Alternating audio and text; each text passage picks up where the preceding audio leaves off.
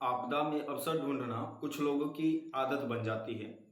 यह भी हमारे बिहार में बहुत ज़्यादा चल रहा है कि आपदा में अवसर, चाहे वो खान सर का मामला हो या चाहे भरत तिवारी का मामला हो। जब खान सर भी विवाद में फंसे तो उनके विवाद में भी कुछ ऐसे टीचर निकल कर आए जो खान सर के भरोसे चलते थे, और कुछ वैसे भी टीचर आए जिनको मैंने पहले कभी नहीं देखा था, और शायद उनके डिस्ट्रिक्ट के बच्चे भी उनको नहीं पहचानते होंगे। वही हाल कुछ अभी चल रहा है भरत भूषण तिवारी के एनकाउंटर के बाद। इसमें मैं थोड़ा सा डिटेल में बात करने वाला हूँ। हो सकता है कि ये वीडियो जो है थोड़ी सी लंबी हो जाए, लेकिन मैं इसमें एक एक पॉइंट पे बात करने वाला हूँ।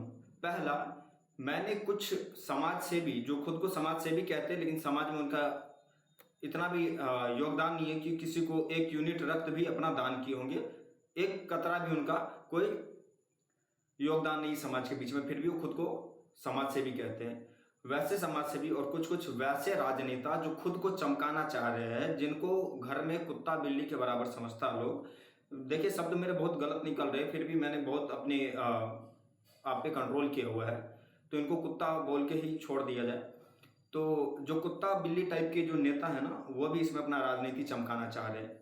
उनका कहना है कि अगर भरत भूषण तिवारी समाज सेवी था तो उसके पास में पिस्टल कहाँ से आया? अगर पिस्टल था तो वो आतंकवादी था, उसका एनकाउंटर ठीक है, चलिए मैं मानता हूँ।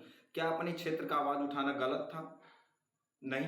अब उन्हीं नेता की मैं बात पे आता हूँ कि भरत भूषण तिवारी के पास में अगर अवैध हथियार था तो भारत के कानून में अवैध हथियार रखने वालों के लिए भी सजा का प्रावधान है।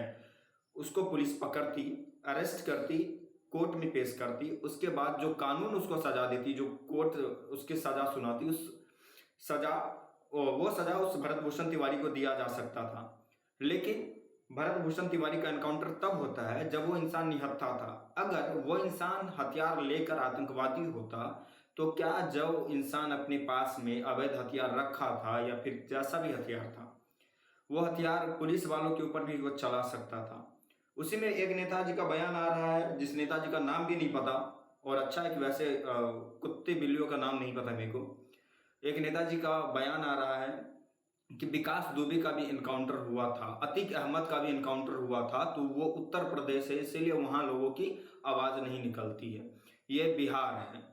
अच्छा, ये बिहार है, उसमें वो अपना राजनीति घुसा रहे थे। मैं एक चीज बताता हूँ कि समाज हमारा है। हमारा मतलब समझ रहे, जिसके अंदर हर जाति हर धर्म के लोग हैं। इसमें किसी को जाति में बंटने की जरूरत नहीं है। जाति में बंट के ही आज हमारे देश और हमारे बिहार का ये हाल है।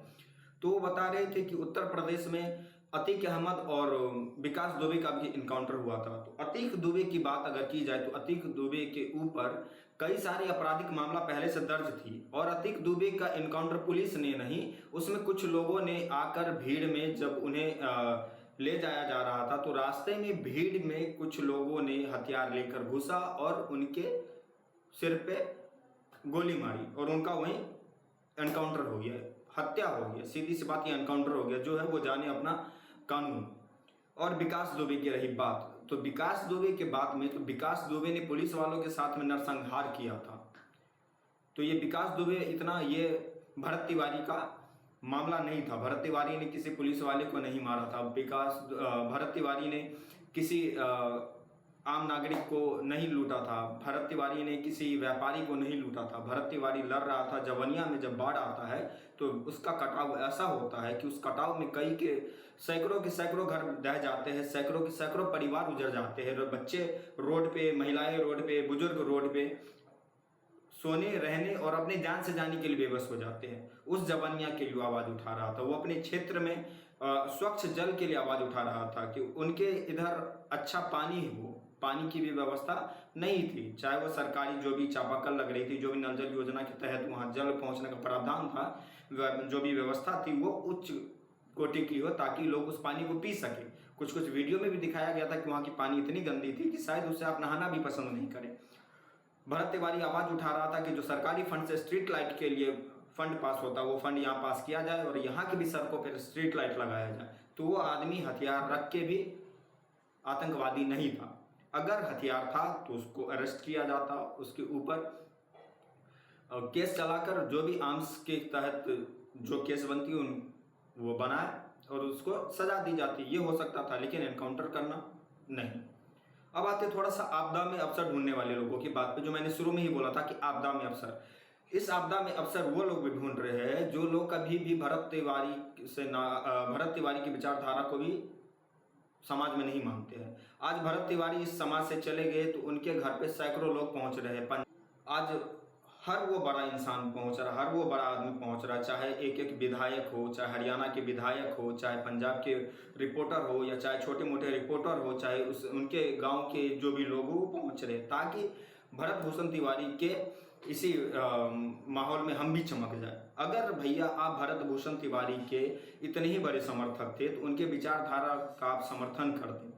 जब वो अकेला इंसान अपने समाज के लिए, अपने गांव के लिए लड़ रहा था, तो आप उसके आवाज़ में आवाज़ मिलाकर बुलंद करते। जहां वो अकेला इंसान लड़ते लड़ते उस गांव के लिए अपना जान दे दिया, उस जगह अगर वही 100 लोग मिलके अगर सेम काम, सेम चीज़ों के लिए अगर आवाज़ उठाते तो शायद सरकार तक वो आवाज़ पहुंचती।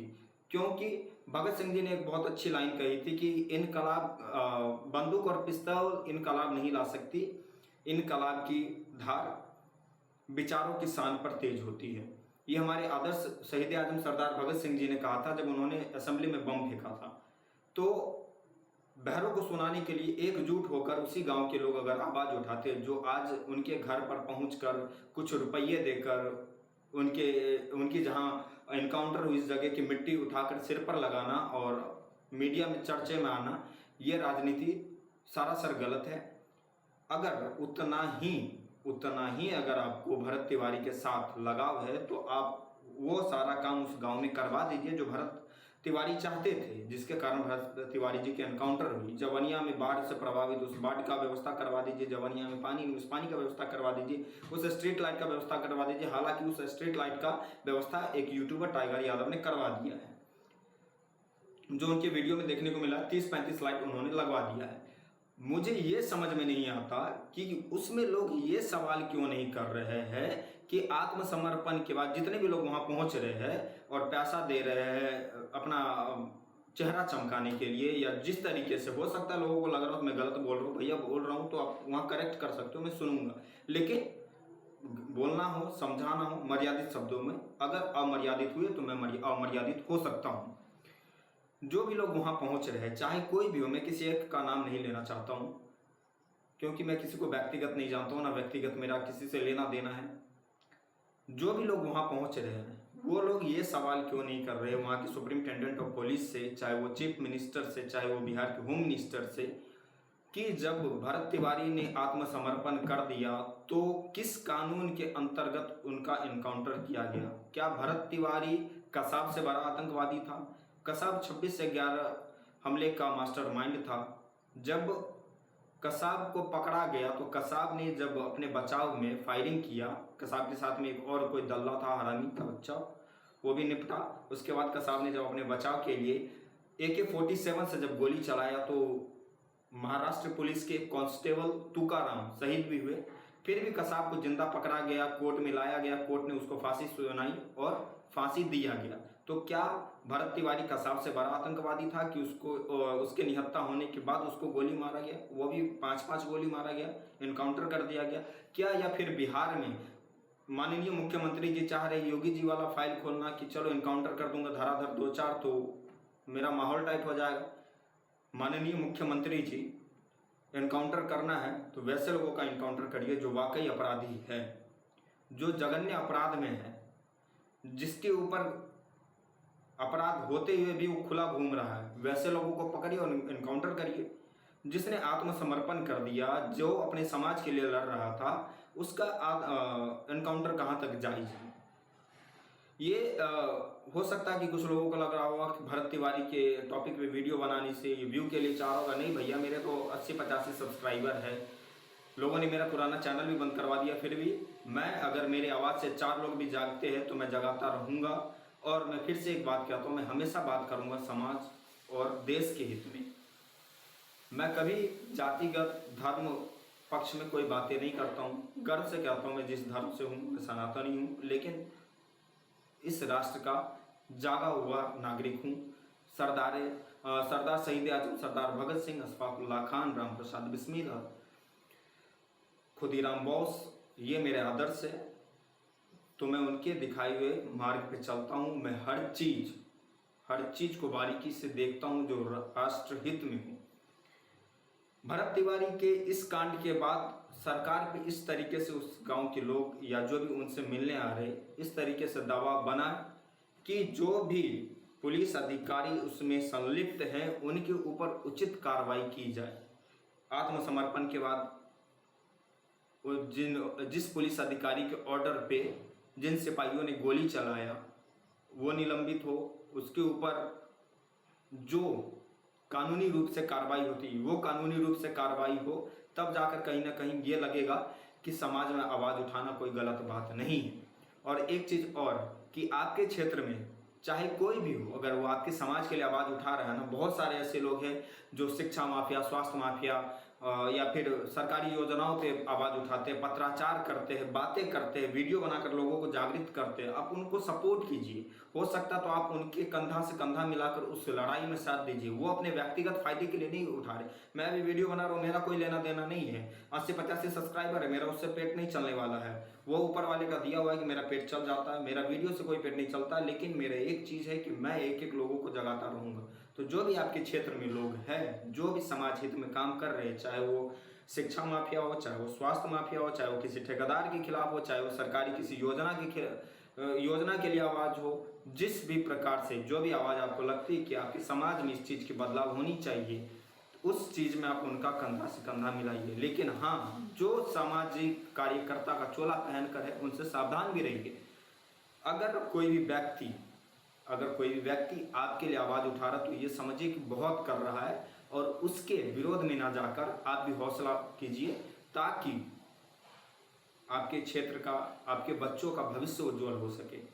क्योंकि सत्ता में चाहे बीजेपी हो या कांग्रेस, जो भी हो, जिसकी भी गलती हो, अगर कोई भी वैसा व्यवस्था जो हमारे समाज के लिए नहीं हो, चाहे वैसा कोई भी चीज़ जो हमारी समाज में चाहिए या नहीं चाहिए, चाहे मांग हो या विरोध, खुलकर कीजिए।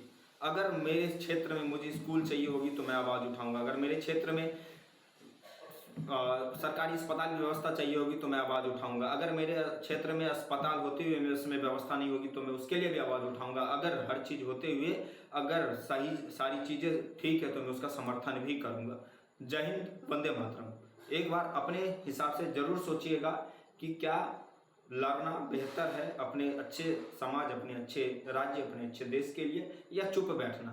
क्योंकि इतिहास हमेशा लड़ने वालों का लिखा जाता है। फिर से एक बार कहता हूँ कि हर युवाओं के दिल में भगत सिंह बसते हैं, तो अपने अंदर के भगत सिंह को जगाइए, अपने अंदर के रानी लक्ष्मीबाई को जगाइए, अपने अंदर के महाराणा प्रताप को जगाइए, अपने अंदर के राम प्रसाद बिस्मिल को, अपने अंदर के अशफाकुल्लाह खान को, अपने अंदर के APJ अब्दुल कलाम को जगाइए, और अच्छे समाज का निर्माण करने में एक दूसरे का साथ दीजिए और अच्छे भविष्य का निर्माण कीजिए। जय हिंद, वंदे मातरम, इनकलाब जिंदाबाद।